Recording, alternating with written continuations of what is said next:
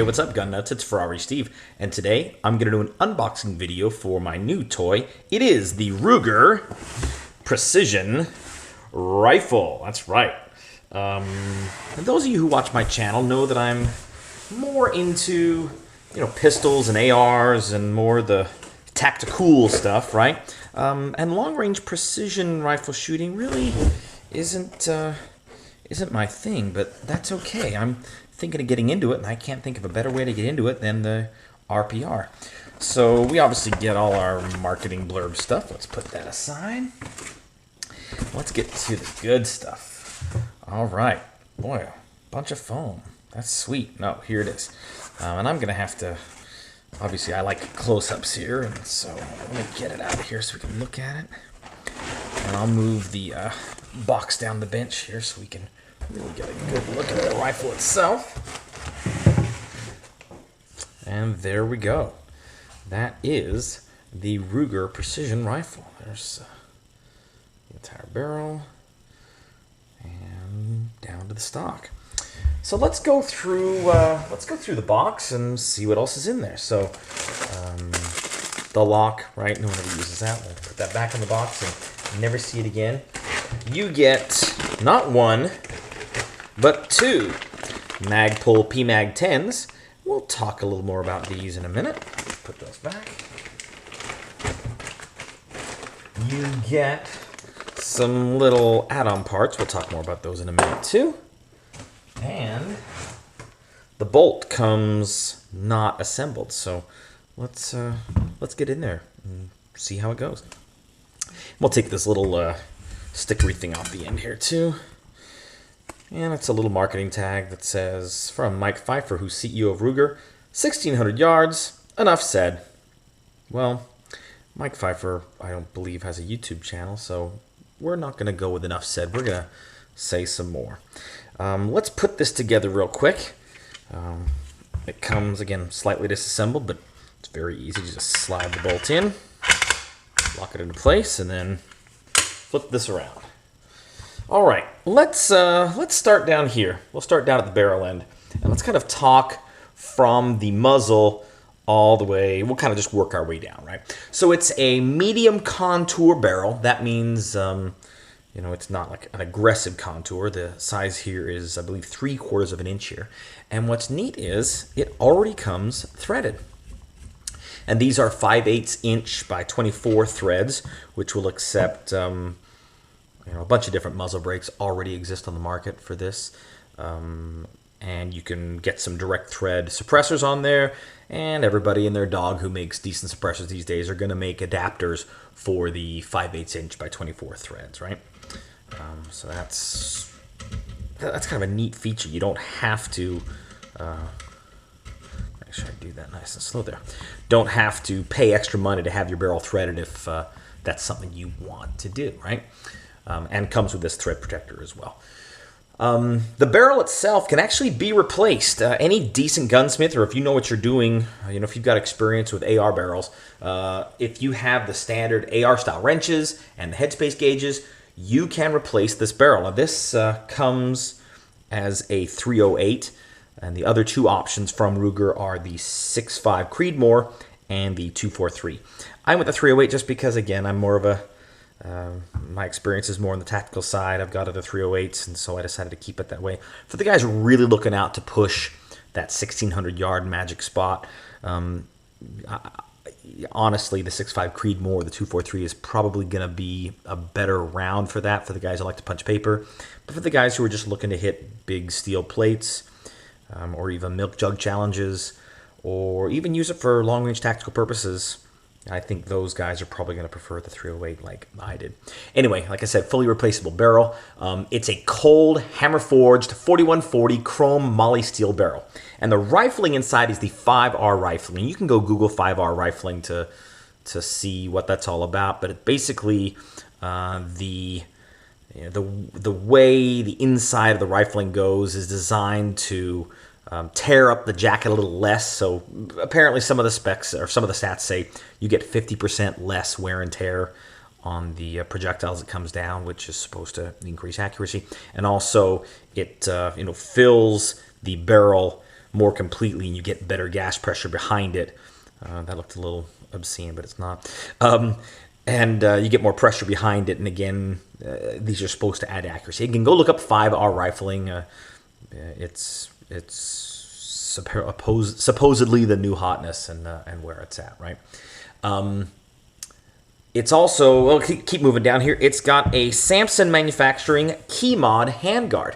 But if you don't like that, you know, a few screws later, you can put any AR style handguard on here you want. So maybe you don't like key mod and you want something else. Maybe you've got your own special preferred version of handguard. Go ahead and put that on. It's completely modular. This one isn't bad. I'm going to keep it on here for now. You know, I'm not going to spend extra money on this rifle.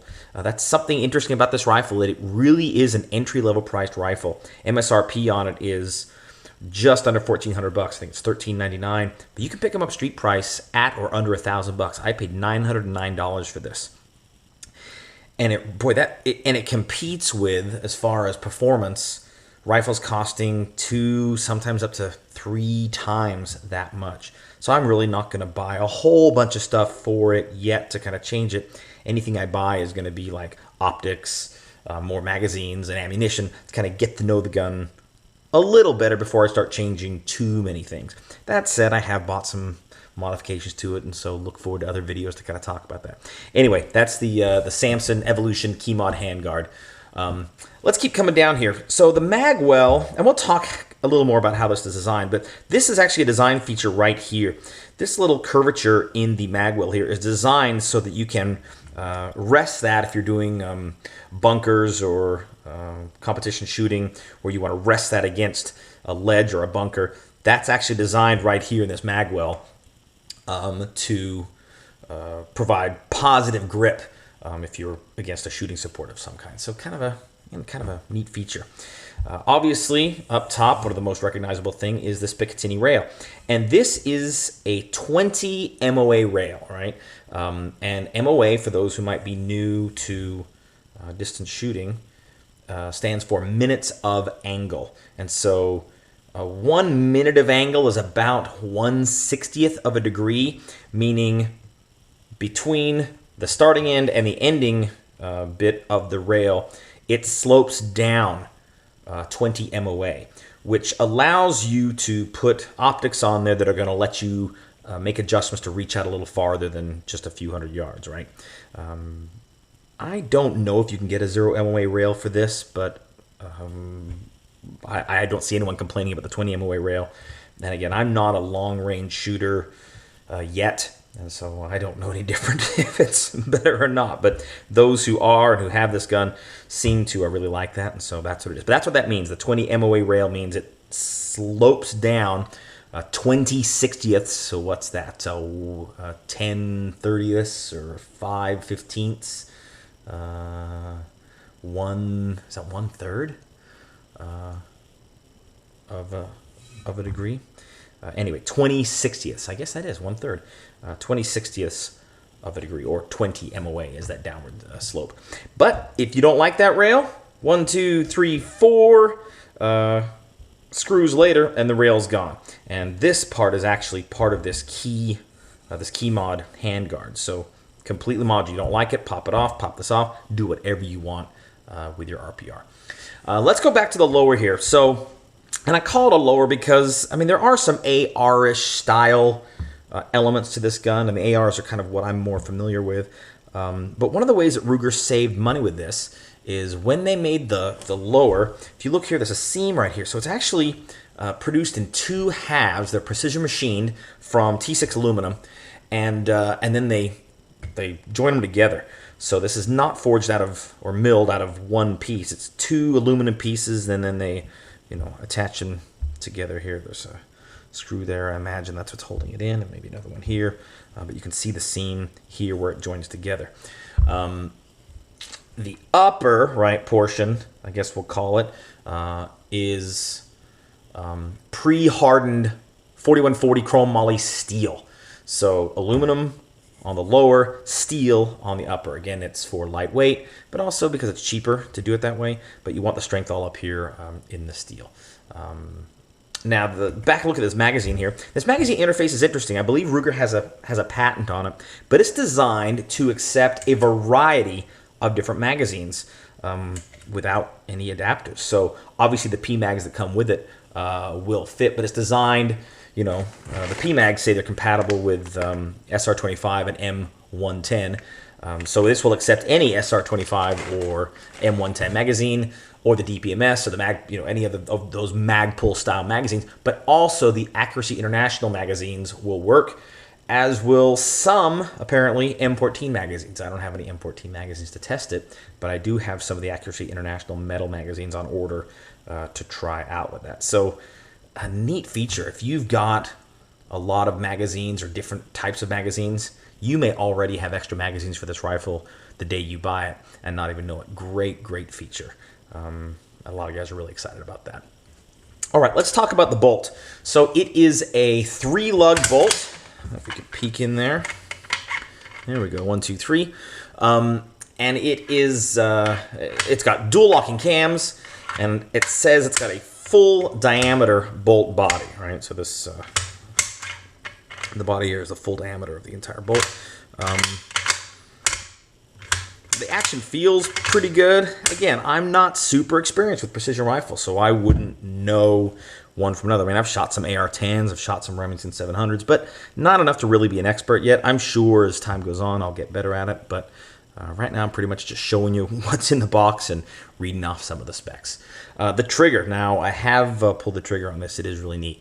It's the Ruger Marksman adjustable trigger. And what's neat about it, it is adjustable externally. There's a little tool, and I'll show you where that is in a minute. It hides on the gun, and you can pop it down in there. It's a little Allen wrench, and you can adjust the trigger pull externally. Now, I've already done some trigger testing with this, and well, heck, why don't we do it? Let's do it ourselves. Let's grab the little trigger meter, little gauge. Come on. All right, let's see what we get. We'll do just some quick and dirty pulls here. Of course it didn't work. You gotta press this thing 3 times. Here we go. All right, there we go. We're good to go.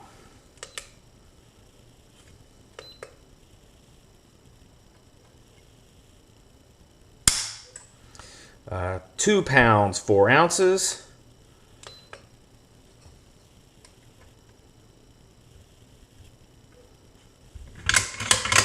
Helps if you cock it, right? Yeah, of course it does. Shank that one a little bit. Let's try it again.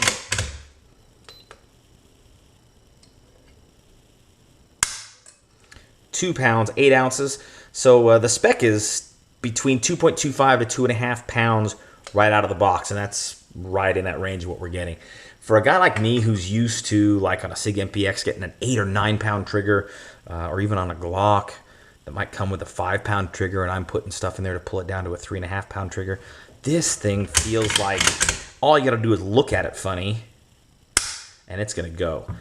Really nice and crisp trigger. It does have this little trigger safety bar, and there are some guys who are putting on some titanium trigger shoes. I'm going to mess with it and see what I think, and if I don't need to, I won't. But if I do, maybe I'll try one out. They don't look that expensive. But again, that trigger is adjustable. I imagine most of the guys who are using this for long-range shooting are going to crank it down all the way and you know, keep it like that. Anyway, the handle here on the bolt is an oversized handle, but it's also threaded. It's got a 5/16 inch by 24 thread. So if you don't like this one there, pull it off. You want to get something shinier, you want to get something different, you've got a favorite you know, bolt handle style you like, go for it. And yeah, I mean, it looks like you just put an Allen key in there and probably just crank that off. I'm going to keep the stock one for a while and see how it goes, but you know, who knows, maybe I'll tinker with it. Let's talk about the design of the bolt, kind of we're in that area now. Ruger claims that they're using an inline recoil path.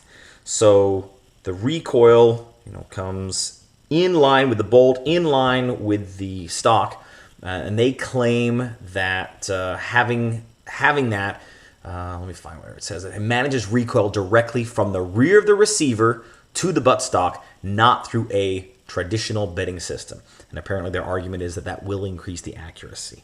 So again, from the ground up, this thing is designed to maximize accuracy. Let's go down to the grip. It's an AR style grip, and any AR style grip will work. You got a favorite one? Take this off. I know a lot of guys are taking this off and putting the ergo grips that have the little palm rest on it too. That's what you want to do. That's easy. Maybe you got some AR grips around the house already. You want to try them out? Go ahead and put them on there. It also uses a standard AR style safety selector.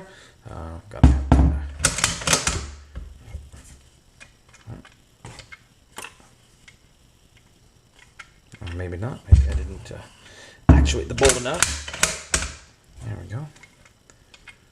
There we go. Now it looks like it could be set up for ambi. If you want to put a different style safety selector on there that you prefer, again, any AR style will work, and you can go ahead and swap that out. Finally, down here to the end, this is the Ruger MSR stock, their precision stock designed specifically for this rifle. Looks a lot like the Magpul one to me. Totally adjustable as far as pull length, comb height. You can make all sorts of adjustments to get it dialed in just how you like it. But if you don't like this stock and you got another one you want to try, go ahead and put it on. Any AR style stock will work. Again, you kind of recognize some AR-ish style things in there. In fact, if you even want to cant this little buttstock here, the rubber piece, you can do that. So really a lot of adjustment capability in there. And you already saw when we took it out of the box, but the stock is folding, and that does a couple things. One, makes it easier to store. So if you've got, like a Pelican case, you can buy the slightly shorter one so you don't have to you get a longer case if you want to travel with a gun. Now, obviously, you can't fire it like that, but also part of the reason that it folds open, that's how you get the bolt out, right? Just open the bolt. It'll stop right here, but there's a little release on the back side here, right here. So just press that, and that bolt will come right out. Let's look at the bolt a little bit. I'll leave this here upside down for now. Let's look at this bolt a little bit more closely. So this is the bolt shroud is what this piece is called, and it's made out of plastic. And some guys don't like that. In fact, if you keep watching the channel, you might see me swap that out for something. But this isn't the video for that. We're just talking unboxing right now, right? And hidden inside this little shroud is this. So this is the little adjustment Allen key for adjusting your trigger. And this right here is actually a tool for taking apart your bolt. So I'm going to put that little Allen key down there. And here's how it works. So you just take the shroud, and if you want to remove the shroud, move the whole thing so it rotates to this black marker, which is actually the bolt handle coming through on that side. So rotate this. You're trying to defeat this little notch here. There, rotate it there, and your little plastic bolt shroud will come off. And then take this little tool, it's got little 90-degree teeth in there, stick it in right here and rotate it. That will take pressure off, and now your firing pin will rotate free. And just remember, this long part here lines up with the black handle here. Just rotate and pull, and it's out. Ruger does not recommend removing this while you've got this out. Apparently, the spring tension there is going to be a bear to kind of put back together, but that's that. And then this comes out. Now, while I was tinkering with this, I found something kind of interesting. It will not go back together wrong. If you try to put it in on the wrong side, it's machined such that it's got a more, I guess, a heavier radius, a tighter radius corner here versus here, meaning how this is machined, you can't put it in wrong. You have to only put it in the right way. You're like, okay, well, that must be the right way, meaning this must be the way it goes back in the gun. You can't put it in wrong. Kind of a neat feature. I can't put it in backwards, can't put it in sideways. You only can put it in one way, and that's the right way.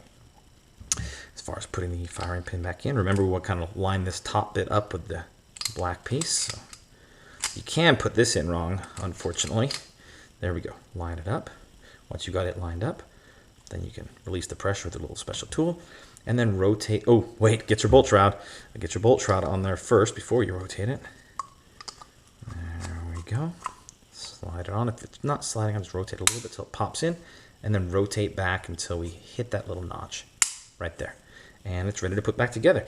You don't need to hit the release or anything. You know, we gotta put our little tools back together here. Take the Allen wrench and go in here, and then it just slides in here and locks in place like that. And you're back together. Now, some guys argue that a bolt shroud or any gun action is not a place to store tools. You can decide whether or not you want to do that. Ruger seems to think it's okay, and so I know guys who are running it just fine. And there are other guys who say, no, I want to replace that, so stay tuned, watch another video of mine. You just might see me swapping that out.